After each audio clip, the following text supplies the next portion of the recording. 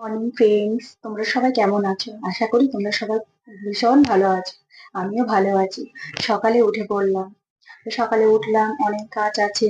Breakfast করব, তারপর রান্না, ঘর গোছানো, কাপড় কাচা, যেগুলো থাকে সব করবো। তো আমার সঙ্গে থাকুন আর ভিডিওটি দেখতে থাকুন। ভিডিওটি ভালো লাগলে অবশ্যই লাইক, কমেন্ট, শেয়ার করবেন আর আমার সঙ্গে থাকবেন। চলুন আমি কি করি সারাদিন, তো সেটা আপনাদের সঙ্গে শেয়ার করছি।